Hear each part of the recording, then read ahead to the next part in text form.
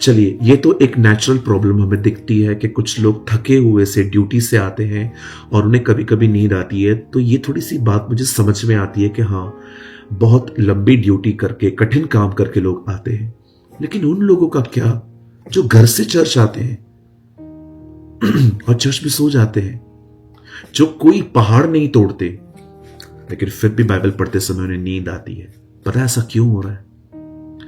कहां न कहां आपने परमेश्वर के साथ अपना जो संबंध है उसकी गहराई आपने खो दी है और अब आप इस शरीर के अनुसार चल रहे हैं। शरीर कहता है खाओ, आप खा लेते हैं। शरीर कहता है पियो, आप पी लेते हैं। शरीर कहता है मॉल में जाओ, आप चले जाते हैं। शरीर कहता है सेल्फी निकालो, आप कर लेते हैं।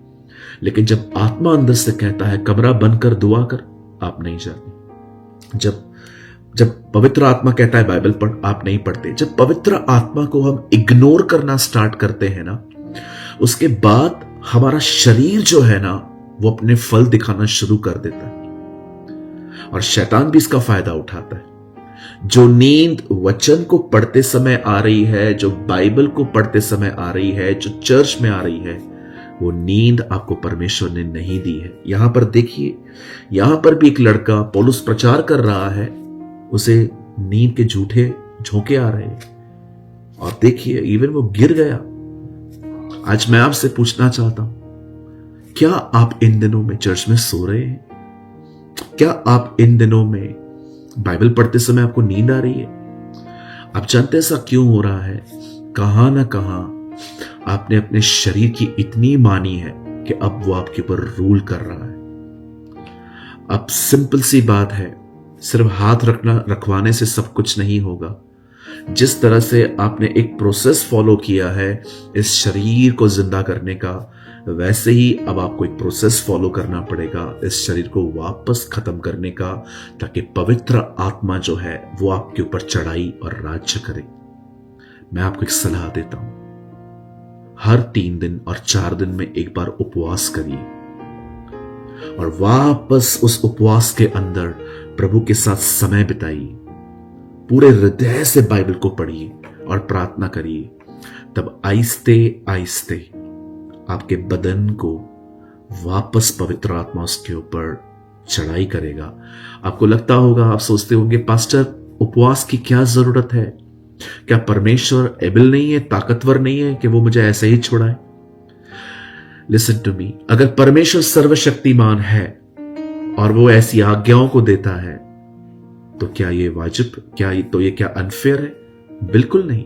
परमेश्वर अपने सिद्धांतों के साथ चलता है। अगर वो आपको कहता है ये करो, तो ये उसकी आज्ञा है और वो आज्ञा के द्वारा ही काम करता है।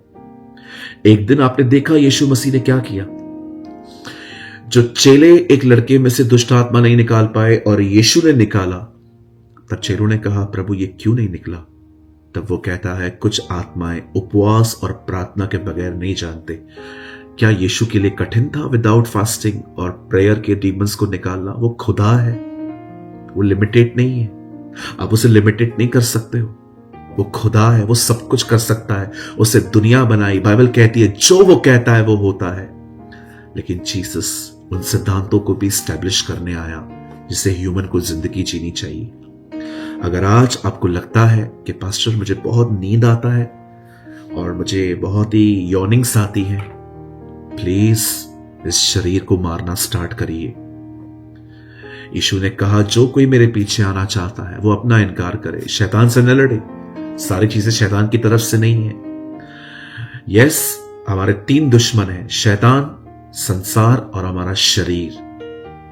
और याद रखिए, शैतान को वचन बोल के हराया जाता है, पर शरीर को मारना पड़ता है। जैसे पौल कहता है, मैं अपने आप को मारता हूं, कूटता हूं, वश में लाता हूं।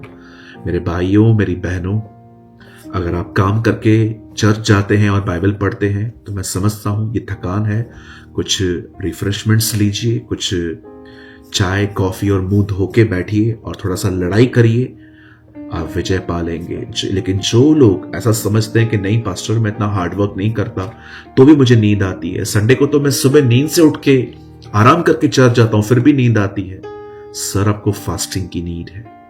उठ जाइए, यहां देखिए, ये लड़का सो रहा है। आप चेलों को देखिए गसमनी में, वो सो रहे थे, वो थके हुए से थे।